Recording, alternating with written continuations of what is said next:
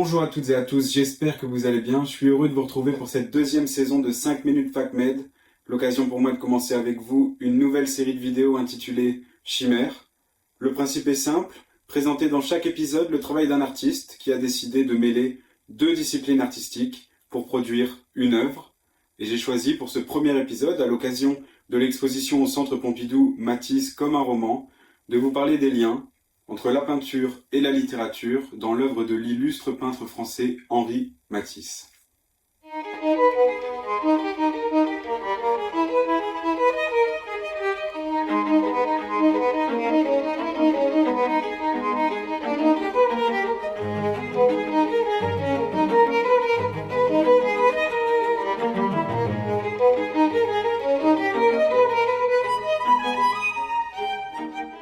Pour comprendre les raisons de ce rapprochement artistique chez Matisse, il faut se pencher sur la trajectoire de sa carrière de peintre. Il commence à peindre à 20 ans, vers 1891, lorsqu'il s'installe à Paris. Il se forme aux Beaux-Arts. Au début, il copie des classiques, se cherche, s'inspire des grands maîtres de son temps et on le sait très intéressé par les travaux de Paul Cézanne. Puis il voyage dans le sud de la France, la Corse, puis Collioure. Il découvre, émerveillé, la lumière vive sur un paysage et tout son potentiel artistique. S'opère alors dans son art un virage.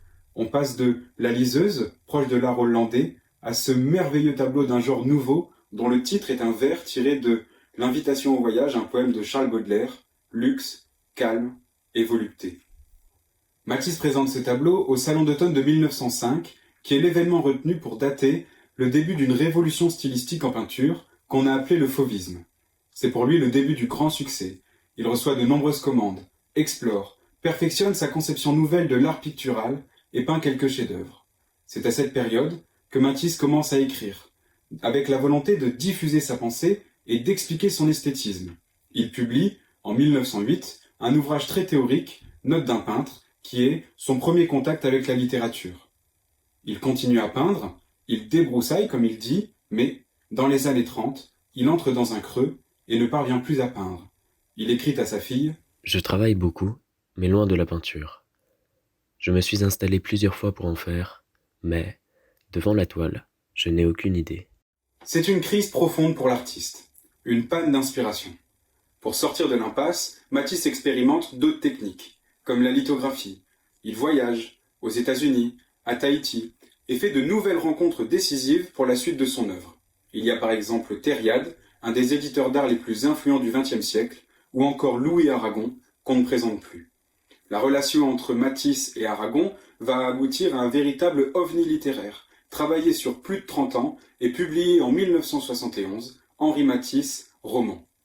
Alors, ce livre, qui mériterait une vidéo à part entière, est déjà en soi en quelque sorte une chimère. C'est un véritable musée portable de plus de 800 pages qui combine des illustrations d'Henri Matisse et des écrits de Louis Aragon.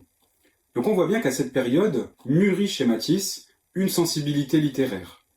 Lui qui patine un peu artistiquement et qui en plus se retrouve très affaibli par la maladie, qui l'empêche presque totalement de peindre, il va se tourner vers un projet que lui propose Thériade, illustrer des grands classiques de la poésie française. Résulte de cette collaboration l'illustration des poèmes de Mallarmé, de Ronsard ou des Fleurs du Mal de Charles Baudelaire. Bon, étant donné qu'on l'a là avec nous, on va quand même y jeter un petit coup d'œil. Moi, ma première curiosité quand je l'ai reçu, ça a été de chercher l'albatros. Pour le voir dessiner, exilé sur le sol au milieu des huées, mais j'ai été très surpris d'y découvrir un visage féminin.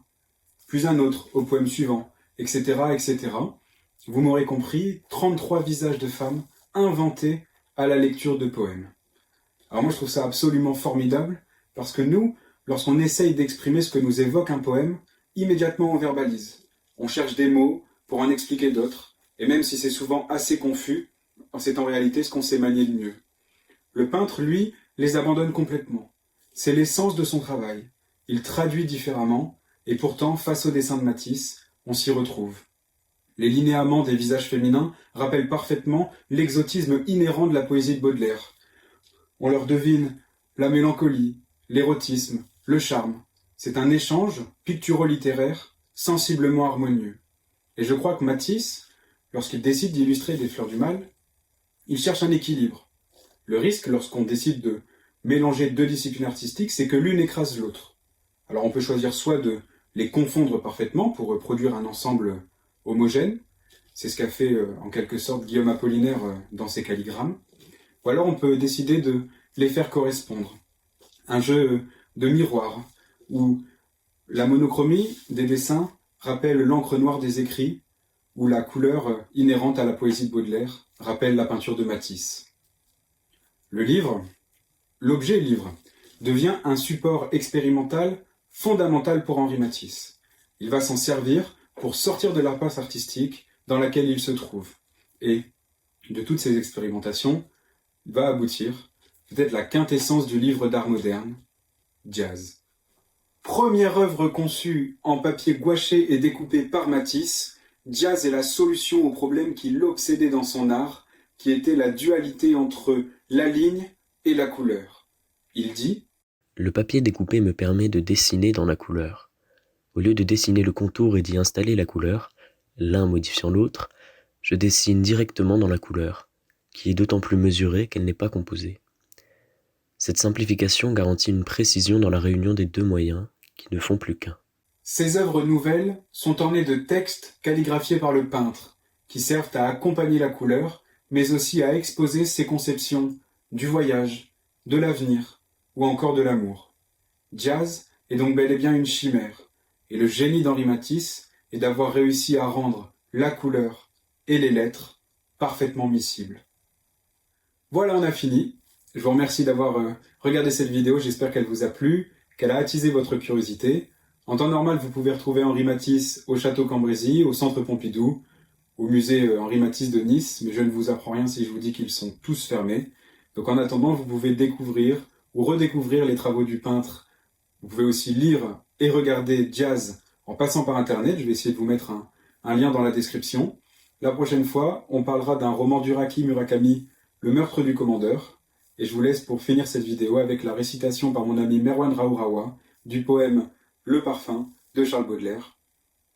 À bientôt.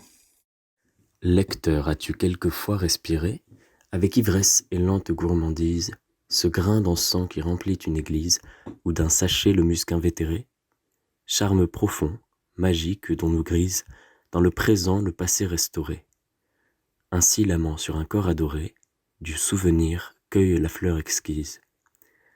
De ses cheveux élastiques et lourds, vivant sachet, encensoir de l'alcôve, une senteur montée, sauvage et fauve, et des habits, mousseline ou velours, tout imprégné de sa jeunesse pure, se dégageait un parfum de fourrure.